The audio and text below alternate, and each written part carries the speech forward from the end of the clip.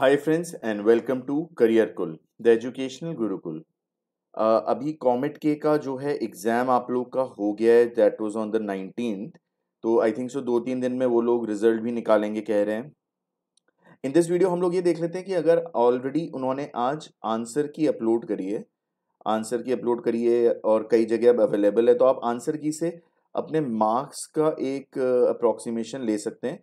इस वीडियो हम लोग मार्क्स वर्सेस रैंक आपको बता देते हैं और ये बता देते हैं कि कौन से टॉप कॉलेजेस हैं और उन टॉप कॉलेजेस में जो भी टॉप कॉलेजेस हैं, एमएस रमैया है, आरवी है, उसमें किस रैंक पे सीएस मिलता है। हम लोग अभी केवल इसमें सीएस की बात करेंगे और अगर आपको चाहिए तो आप हमको फिर एक हमारे साथ सेशन ले सकते हैं। अगर आपको बाकी ब्रांचेस का भी चाहिए या फिर आप ये चाह रहे हो कि बाकी ब्रांचेस में क्या पढ़ाया जाता है और कैसा प्लेसमेंट है उनका, वो भी आप चाह रहे हो एक करियर पाथ, तो आप हमारा सेशन ले सकते हैं जो 350 रुपीज़ का है एंड नंबर दिया गया है, व्हाट्सएप कर सकते हैं आप उसमें।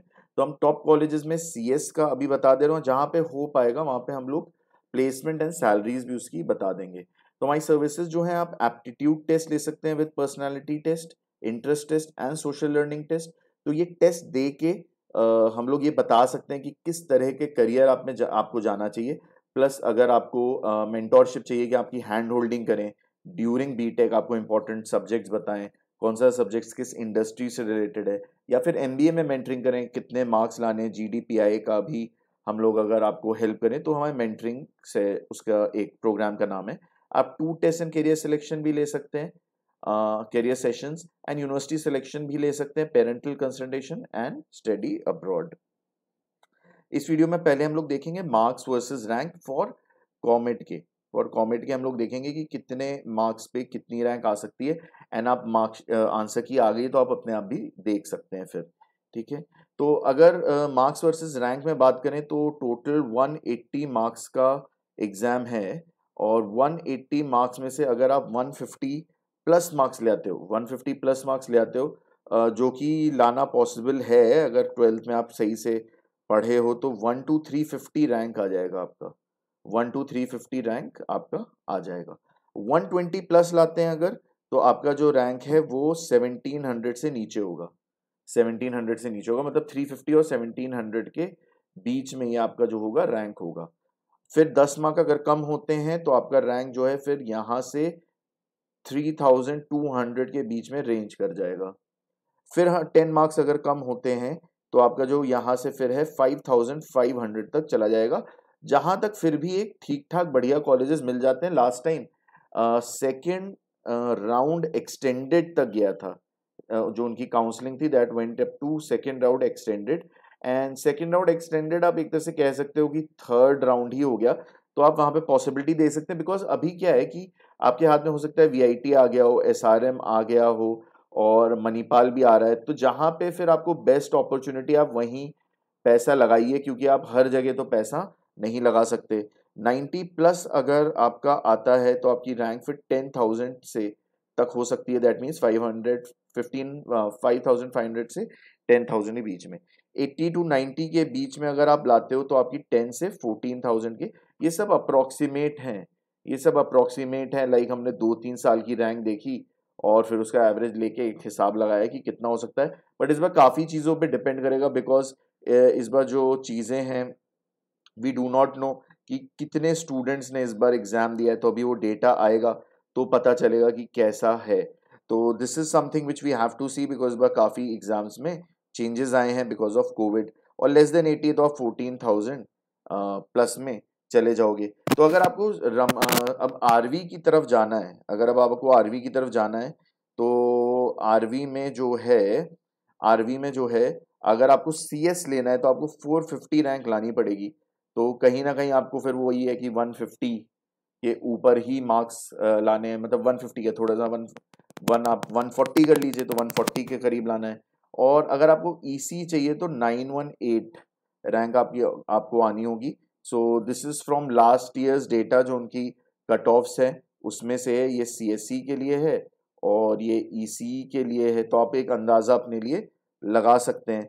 ठीक है, और फिर एमएस रमैया का जो है, एमएस रमैया का था 1.1 अराउंड, नियरली 1.1 के, और इधर इनका था 2.3K के करीब, 2.3K के करीब। BMS का जो है 1000 है, बट उनकी जो एक्सटेंडेड थर्ड राउंड गई थी उसमें कुछ स्पॉट काउंसलिंग आप जैसा बोल सकते हो, तो 5000 की भी सीट्स मैंने देखी हैं। और फिर यहाँ पे 1.5K आ जाएगा जो उनका EC का है।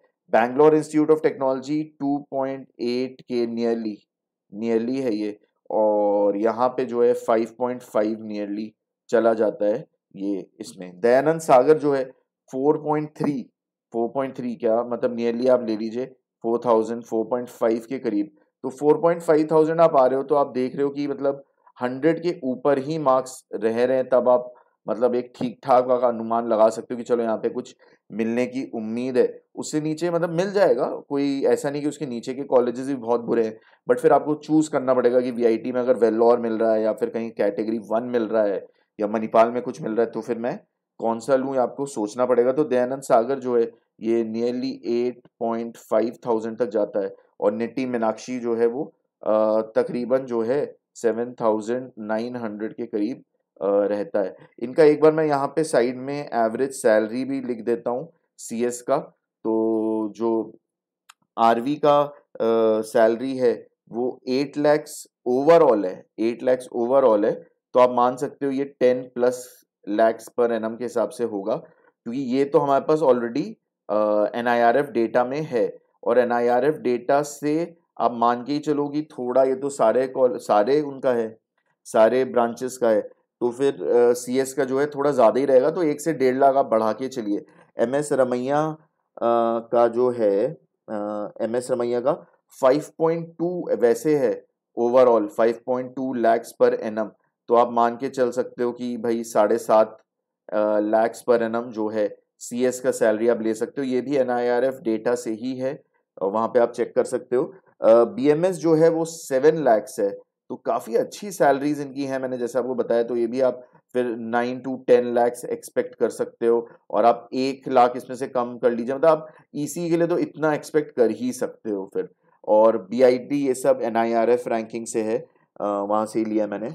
और BIT जो है बैंगलोर वाला, इसकी मेरे पास नहीं है एवरेज सैलरी, बट इसकी थोड़ी कम ही जाती है कंपेयर टू, इन सब से थोड़ा कम जाता है, अराउंड आई थिंक सो आप कह लो अराउंड जो है 5 के करीब, अराउंड 5 lakhs पर एनम का होगा इनका CS वालों का। दयानंद सागर का जो है, दयानंद सागर का जो है 5.5 लाख तो ऐसे ओवरऑल है, तो EC में आप इतना मान लीजिए, या थोड़ा 6.5 मान लीजिए, उधर आप 7 से 8 लाख तो इजीली मान सकते हैं। तो ये काफ़ी अच्छी सैलरीज है, मतलब आप देख सकते हो ये एक्चुअली VIT की एवरेज सैलरी जो उन्होंने NIRF में दी है उससे ज़्यादा है। तो और निटी का अगर आप देखो तो निटी पहला कॉलेज है जिसमें 3.5 लाख है, जो SRM के बराबर है। अगर आप NIRF डेटा देखिए तो इसमें भी CS जो है 5.5 के करीब जा रहा होगा।